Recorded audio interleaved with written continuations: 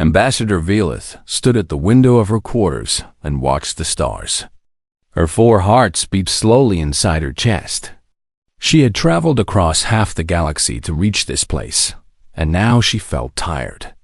The Galactic Concord space station floated in the darkness like a jewel made of light and metal. 47 species had built it together over thousands of years. It was a symbol of peace, a place where the great races of the galaxy came to talk instead of fight. Today, they would talk about humans. Veli Terch turned away from the window and walked to her mirror.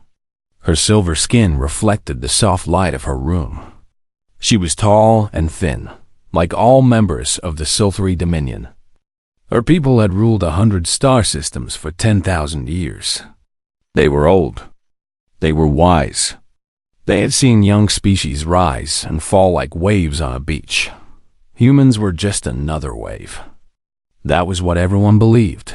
She put on her formal robes and left her quarters. The hallways of the station were filled with beings of every shape and size. She passed the Veloran, massive creatures with thick armor covering their bodies. She walked by the Kethra, small and quick, with eyes that could see in complete darkness. Everyone was moving toward the Grand Chamber. Everyone wanted to hear the debate. The Grand Chamber was enormous. It could hold thousands of delegates from dozens of worlds. Velith found her seat among the Silthery representatives and looked around. The room was almost full. She could feel the tension in the air. Today's vote was important.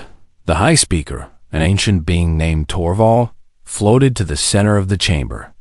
His body was made of pure energy, contained within a shell of crystal. He was over 50,000 years old, and he had seen more than any creature alive. When he spoke, everyone listened. "We gathered today to discuss the species known as humans," Torval said.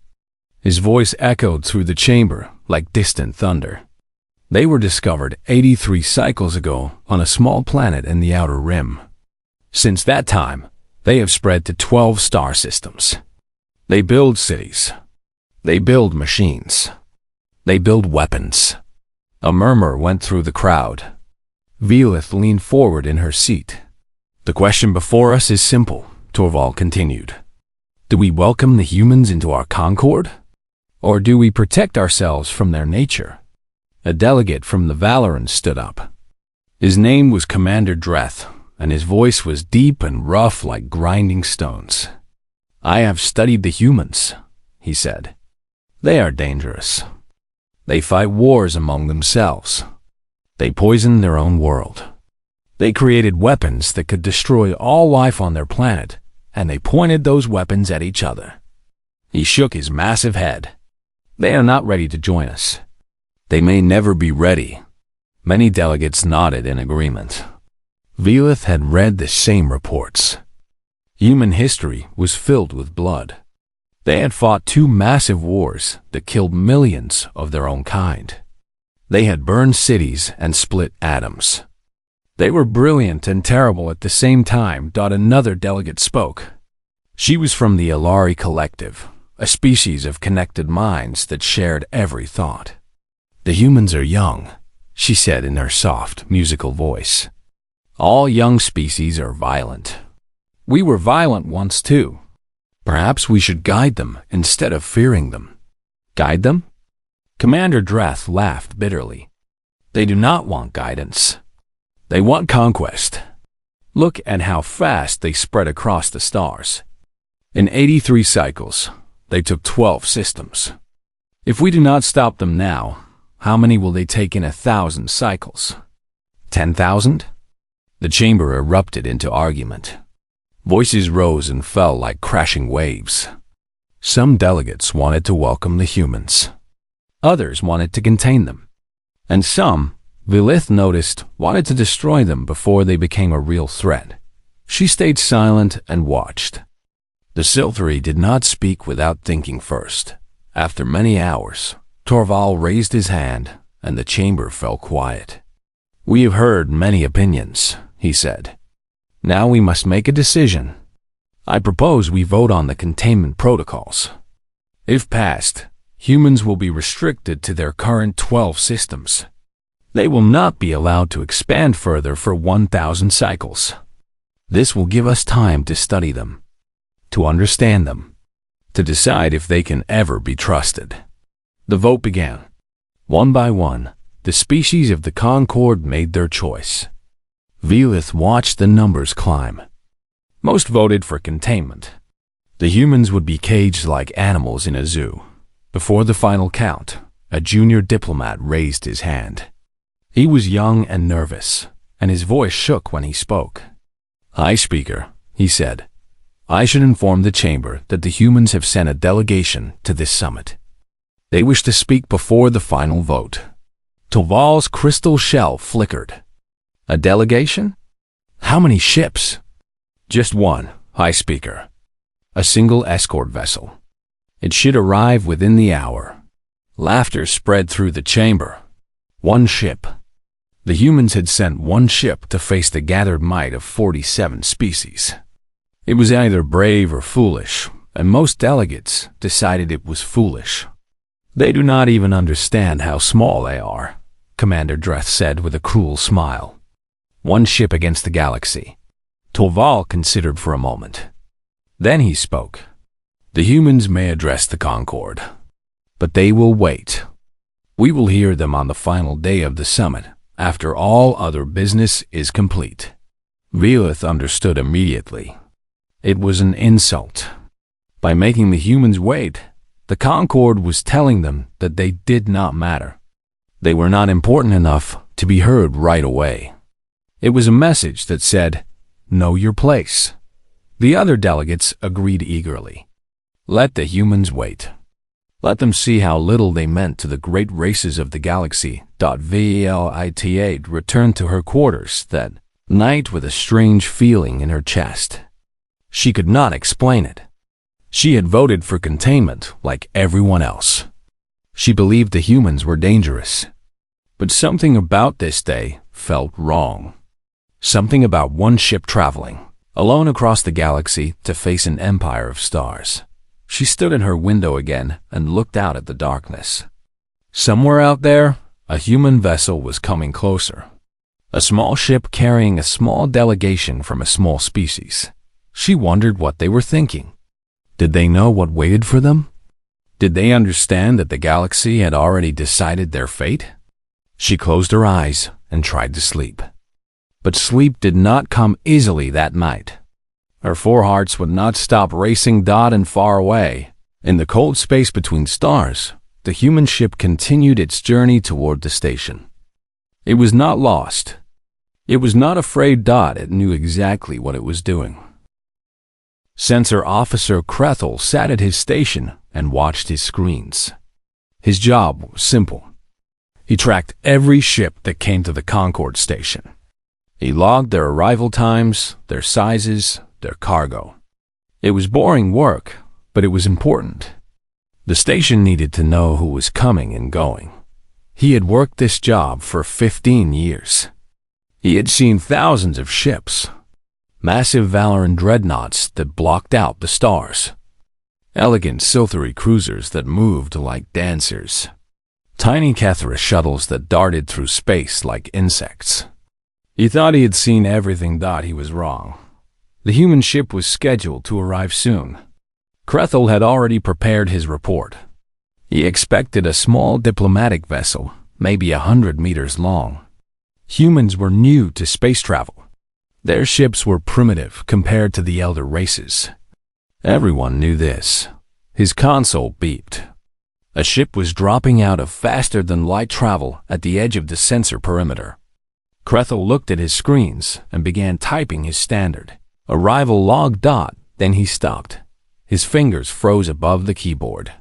His eyes went wide. His mouth opened, but no sound came out. The numbers on his screen were wrong.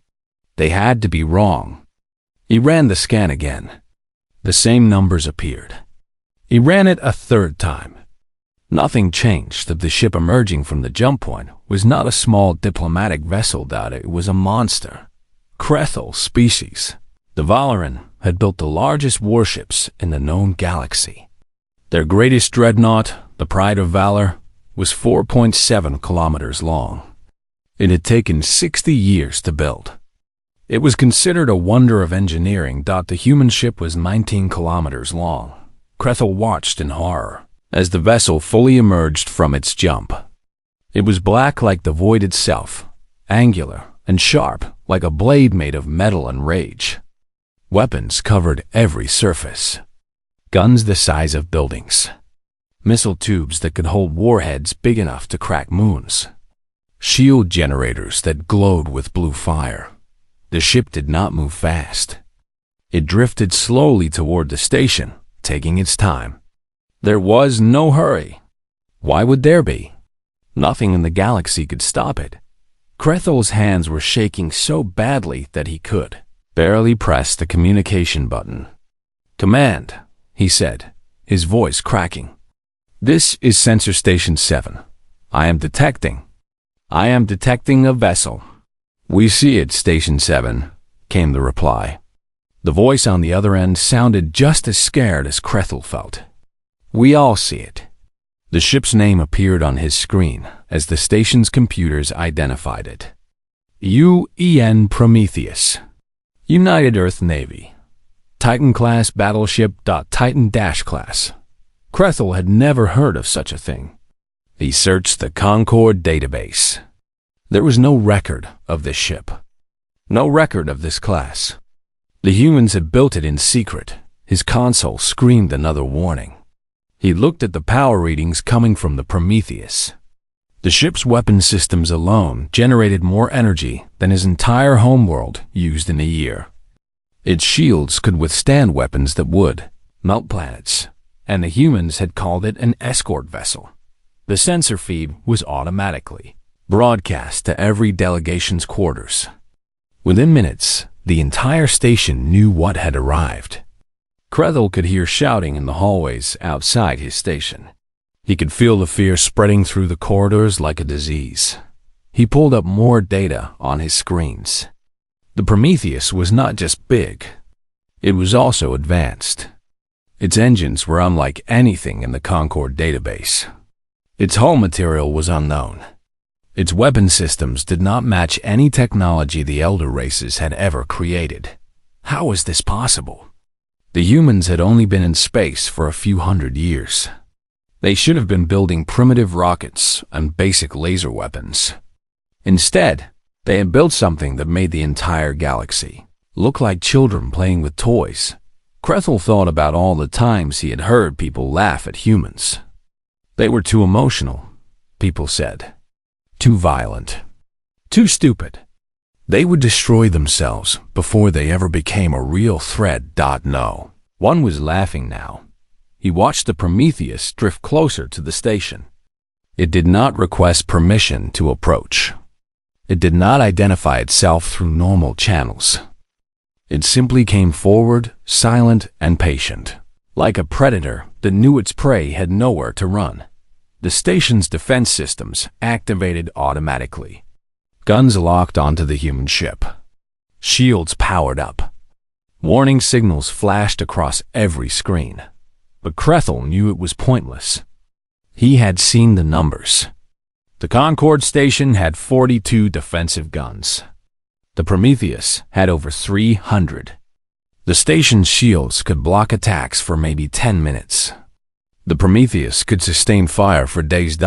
If the humans wanted to destroy them, there was nothing anyone could do to stop it. Minutes passed.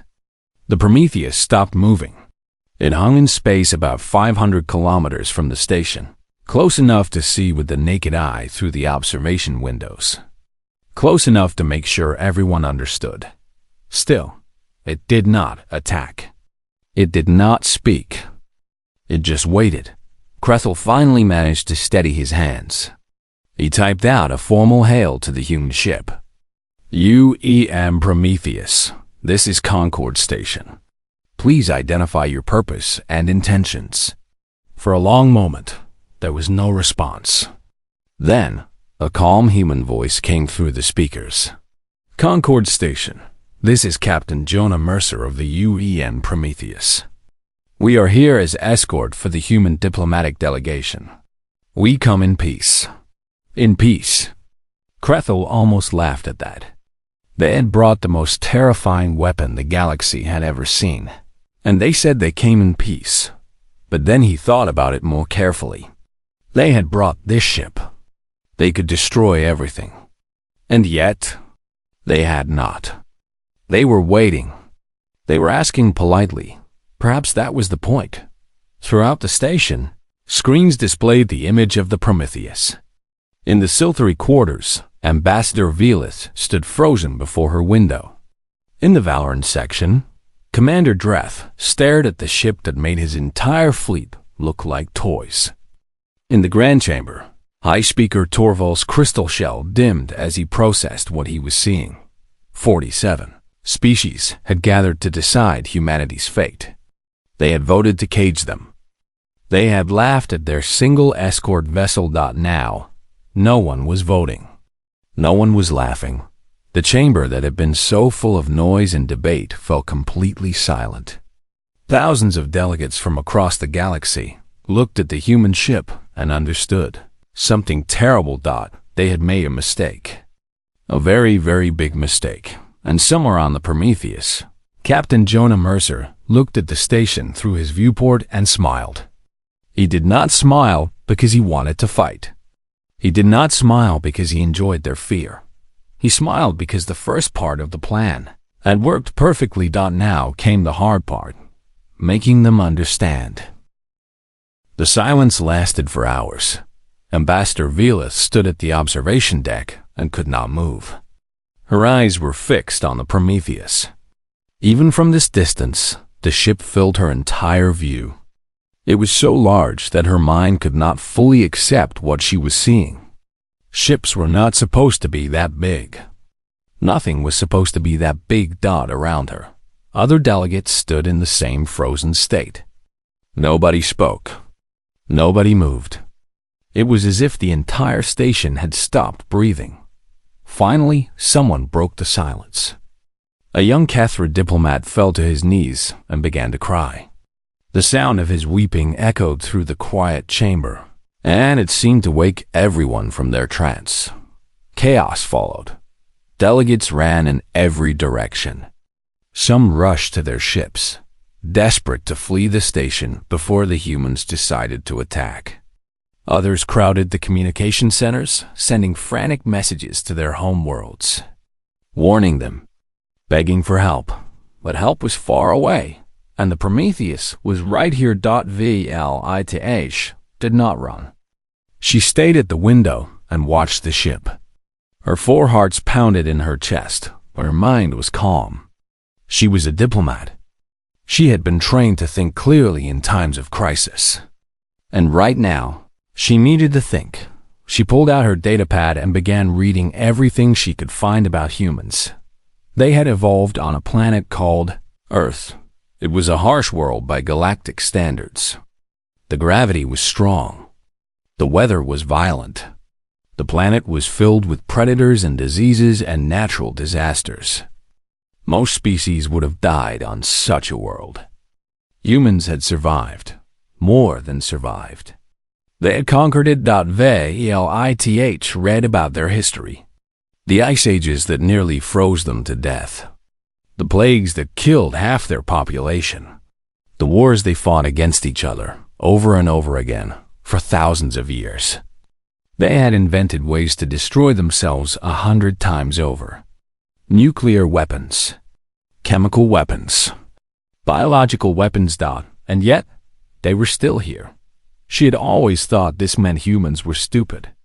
What intelligent species would build weapons that could end their own existence?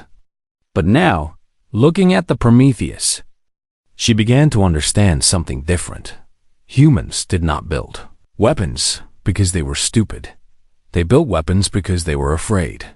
They had grown up on a death world, surrounded by things that wanted to kill them. They had learned that survival required strength, that peace required power, that the only way to protect the things you loved was to be more dangerous than the things that threatened them. The Prometheus was not a weapon of conquest. It was a weapon of protection. The humans had built it to keep themselves safe in a galaxy that had already decided to cage them. Velith lowered her datapad and looked at the ship again. For the first time, she did not see a monster. She saw a shield dot in the command center of the station. Emergency meetings were happening. High Speaker Torval had called together the leaders of every major delegation. His crystal shell glowed brightly with stress. "We must respond," Commander Dreth demanded. His voice was no longer confident. It was filled with fear. "We must show them that they cannot threaten us like this." "Respond how?" Another delegate asked. "You saw the size of that ship. You saw its weapons. What do you suggest we do? Attack it?" Dreth slammed his fist on the table. "We are the Galactic Concord. We rule this galaxy.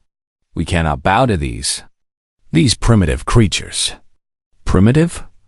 Velith spoke for the first time. Everyone turned to look at her. "That ship is more advanced than anything we have ever built. They hid it from our sensors. They built it in secret. They have been watching us, learning about us, preparing for this moment." She paused. "That is not primitive. That is patient." The room fell silent again. Torval spoke slowly. "Ambassador Velith is correct. We have underestimated the humans. The question now is, what do they want?" As if an answer, a communication came through from the Prometheus. Captain Mercer's voice filled the room. "High Speaker Torval, I request permission to board the station and address the full Concord. I am willing to come alone and unarmed. I only ask for a chance to speak." Dreth laughed bitterly. "He offers to come alone? While that monster hangs over our heads? Does he think we are fools?" But Velith was thinking. The human captain was offering to leave his ship, to walk into a station filled with species that had voted to cage his people. He would be completely vulnerable. One wrong move, and he could be killed. Why would he take such a risk? Unless he was trying to prove something. "Let him come," Velith said. Everyone stared at her. "Think about it. If the humans wanted to destroy us, they would have done it already. That ship has been sitting there for hours, and has not fired a single shot. They do not want war. They want to talk. And if you are wrong?" Dreth asked. "If this is a trick," Velith looked at him calmly, "then we are already dead, and it does not matter what we decide." The logic was cold, but it was true. The Prometheus could destroy the station in minutes. If the humans were their enemy, there was no hope. But if they were not, then perhaps there was still a chance for peace. Torval considered for a long moment. Then he spoke. "Contact Captain Mercer. Tell him his request is granted. He may address the Concord." Dreth opened his mouth to protest, but Torval silenced him with a look. "We have no choice, Commander. We thought we held the power here. We were wrong. Now we must listen and learn." The message was sent. Captain Mercer would arrive within the hour. Velith returned to the observation deck. She watched as a small shuttle left the Prometheus and flew toward the station. It looked so tiny against the massive warship. Like a single drop of water falling from a mountain dot, inside that shuttle was one human. One small, fragile creature without claws or armor or venom. He was flying toward a station filled with thousands of beings who feared and hated his species. She wondered what kind of person would do such a thing. Was he brave or crazy? Confident or desperate? She would find out soon enough. Behind her, the other delegates were whispering. Some were still afraid. Some were angry. But all of them were curious. They wanted to know what the human would say. They wanted to understand how a species so young could build something so terrifying. The shuttle docked at the station. The airlock opened, and Captain Jonah Mercer stepped into the light. Captain Jonah Mercer walked through the corridors of the Concord station with steady steps. Guards surrounded him on every side, but he did not seem afraid. He was a tall man with gray hair and calm eyes. His face showed lines from years of hard living and harder decisions. He wore a simple uniform with no medals or decorations. Just the symbol of Earth on his shoulder. Velith watched him from across the hallway. He was so small compared to most of the beings around him. The Valoran guards were 3 times his size. The Silthri delegates towered over him by at least a meter. Even the small Kethra had natural weapons that humans lacked, and yet something about him commanded attention. Perhaps it was the way he walked, like a man who had already accepted whatever might happen to him. Perhaps it was the quiet confidence in his eyes. He looked like someone who had seen terrible things and survived them all. The grand chamber was packed. Every seat was filled. Thousands of eyes watched as Mercer walked to the center of the room. The platform where speakers stood seemed too big for him. He looked almost lost standing there alone. High Speaker Torval floated forward. "Captain Mercer, you requested to address this assembly. You may speak." Mercer nodded once. He looked around the chamber, taking in the countless alien faces staring at him. Some with fear, some with anger, some with curiosity. He took a deep breath and began. "I know what you see when you look at me," he said. His voice was calm and clear. "You see a primitive creature from a primitive world. You see a species that fought wars and built weapons and nearly destroyed itself a dozen times. You see violence and chaos and danger." He paused and let those words hang in the air. "You are not wrong." A murmur went through the crowd. Mercer held up his hand. "Humans are violent. We have fought more wars than we can count. We have killed each other over land, over resources, over ideas that seem foolish now. We invented weapons that could end all life on our planet, and we pointed those weapons at ourselves." He shook his head slowly. "This is our history. We cannot change it. We cannot pretend it did not happen." Commander Dreth stood up from his seat. "Then you admit your species is dangerous. You admit you cannot be trusted." Mercer looked at him without anger. "I admit that we have been dangerous. But let me ask you something, Commander. Your species, the Valoran, how many wars have you fought in your history?" Dreth hesitated. "That is not relevant." "It is very relevant," Mercer said. "I have studied your history. The Valoran fought 7 great wars before they achieved peace. Millions died. Entire planets were destroyed. Your people did not become peaceful because they were born that way. They became peaceful because they chose to stop fighting." He turned to face the Silthri delegation. "Ambassador Velith, your people once conquered 100 systems through force. You enslaved other species for thousands of years before you changed your ways. Does that make you forever untrustworthy?" Velith felt her 4 hearts skip a beat. The human was right. Her people had done terrible things in the past. They had grown beyond it, but they had not started out peaceful. "Every species in this room has blood in their history," Mercer continued. "Every civilization was built on struggle and pain and difficult choices. You look at humans and see our violence, but you forget your own. You judge us by our worst moments while measuring yourselves by your best." The chamber was completely silent now. No one interrupted. No one looked away. Mercer's voice grew softer. "Do you want to know why humans are the way we are? It is because of where we come from. Earth is not a kind world. The gravity is heavy. The weather is harsh. Predators hunted us from the moment we climbed down from the trees. We had no claws, no armor, no venom. We were small and weak and should have died 1,000,000 years ago." He clenched his fist. "But we survived. We survived because we learned to work together. We survived because we built tools and weapons and shelters. We survived because we refused to give up, no matter how hard things became. He looked up at the ceiling, as if seeing something far beyond the station. When we finally reached the stars, we hoped we would find friends. Instead, we found a galaxy that had already decided to cage us.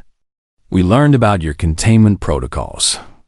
We knew you planned to trap us in our little corner of space and watch us like animals in a zoo. Velith lowered her eyes.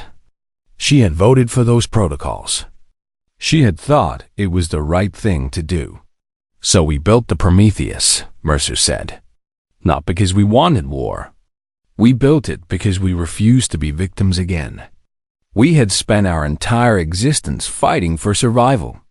We were not going to stop just because the threats became bigger. He reached into his pocket and pulled out a small data chip. He held it up so everyone could see. This chip contains the complete technical specifications of the Prometheus. Every weapon, every system, every secret we used to build it. He walked forward and placed the chip on the podium in front of Torvald. I am giving this to you freely. A gasp went through the chamber. Commander Dreth leaped to his feet. This is a trick. He is trying to deceive us. Mercer shook his head. It is not a trick, Commander. It is a gift. And it is a message. He turned to face the full assembly one last time. The Prometheus could have destroyed this station before anyone knew we were here. We could have started a war that would have burned across the galaxy. We have the power to be your worst nightmare. His eyes swept across the room. But that is not what we want. We do not want to conquer you. We do not want to destroy you.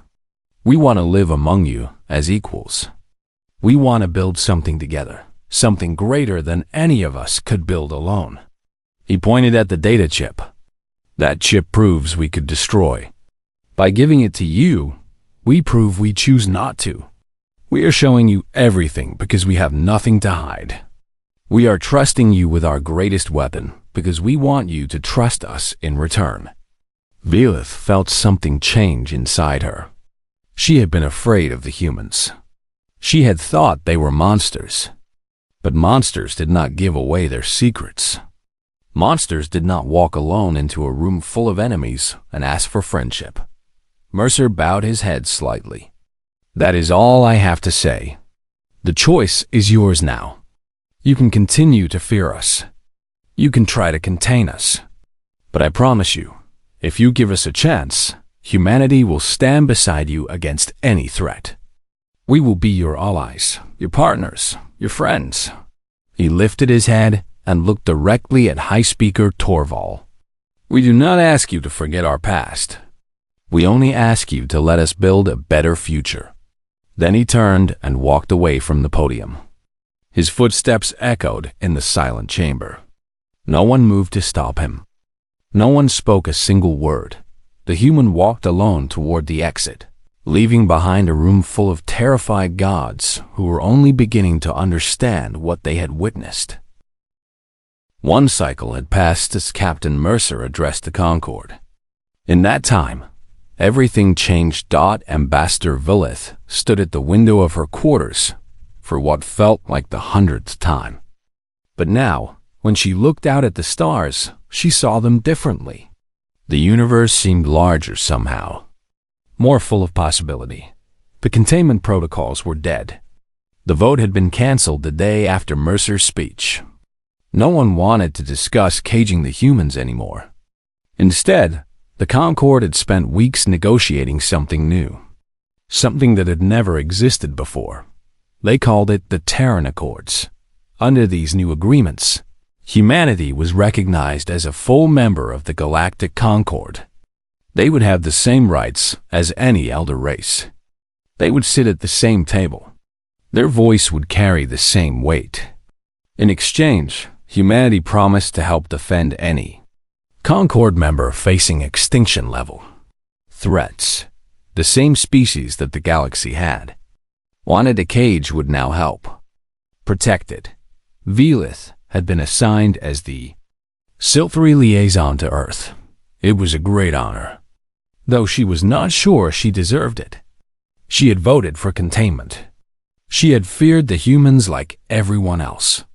But perhaps that was why she had been chosen. She understood fear.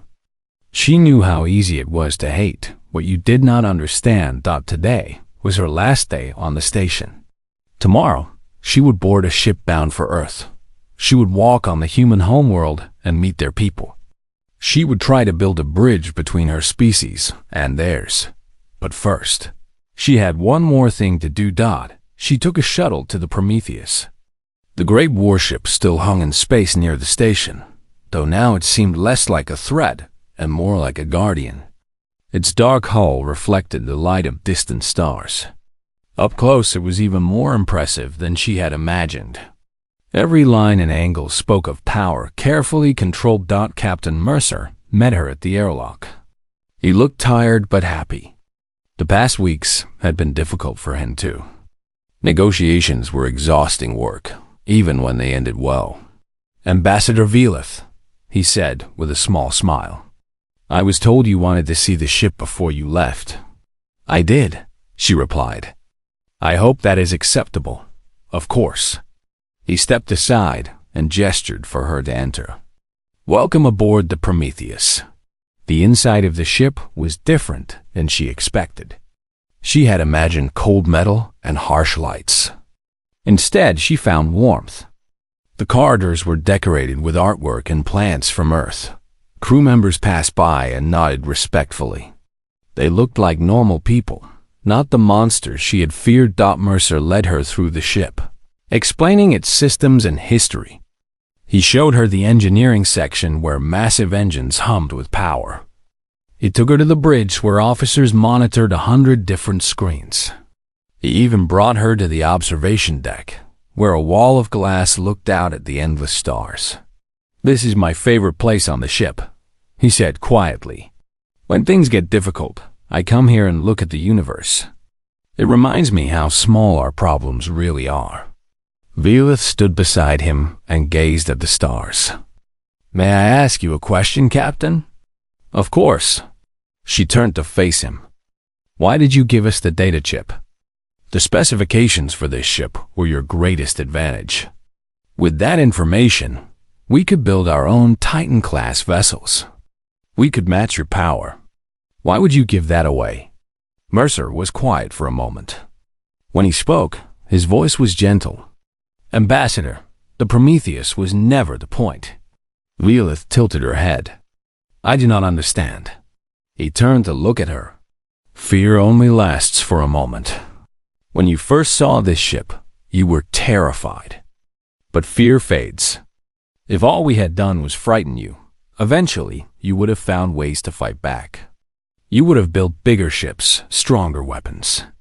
An arms race that would never end." He shook his head. "That is not what we wanted. We did not come here to make enemies. We came here to be understood." Velith felt her foreheart slow as she listened. "The Prometheus proved that we had the power to destroy," Mercer continued. "But power means nothing if it is not tempered by wisdom. By giving you our secrets, we showed you something more important than strength. We showed you trust." He smiled sadly. "In my people's history, we have learned a hard truth. You cannot force someone to accept you. You cannot threaten your way into friendship. The only way to build real peace is to take a risk, to make yourself vulnerable, to trust someone and hope they trust you back."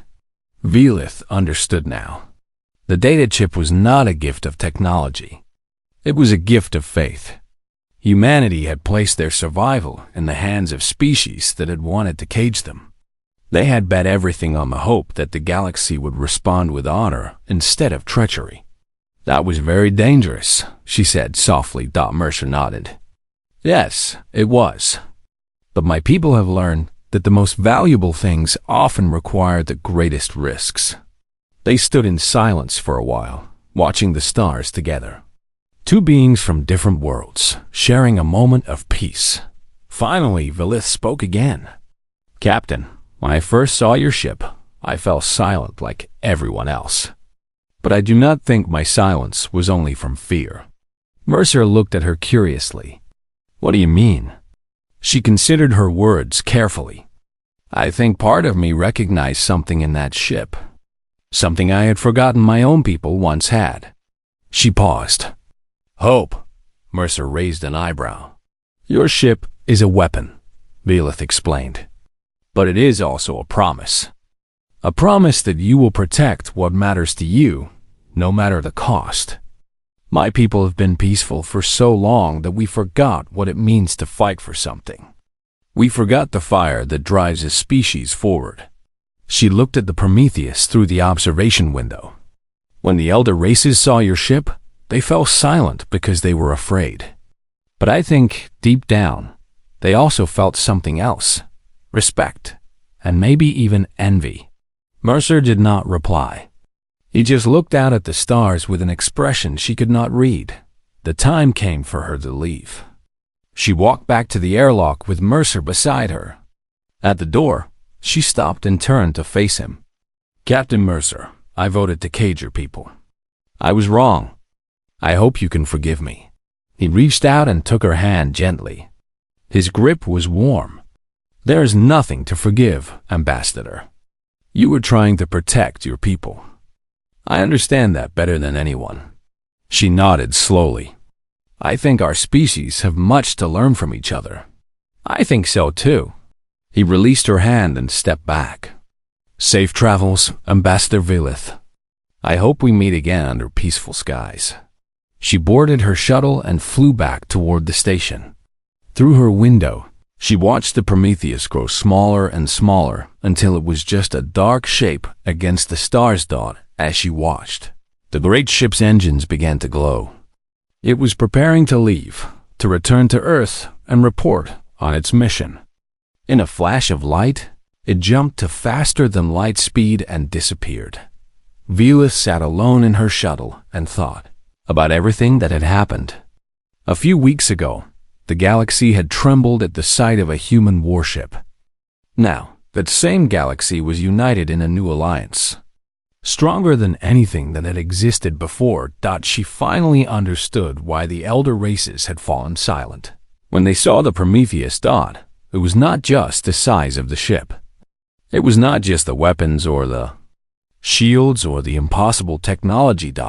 It was the realization that humans had built something so powerful, hoping they would never have to use it. The galaxy had spent thousands of years preparing for conquerors. They had built defenses against invaders, strategies against enemies, alliances against threats. They were not prepared for protectors. Velith smiled as her shuttle docked at the station. Tomorrow, she would begin her journey to Earth. She would meet the humans on their home world. She would learn their language, their customs, their hopes and dreams, and maybe, just maybe, she would help build a future where no one needed to be afraid anymore. The stars shone bright outside her window. Somewhere among them, the Prometheus was racing home. And somewhere else, a new dawn was breaking for the galaxy. A dawn that humans and aliens would face together.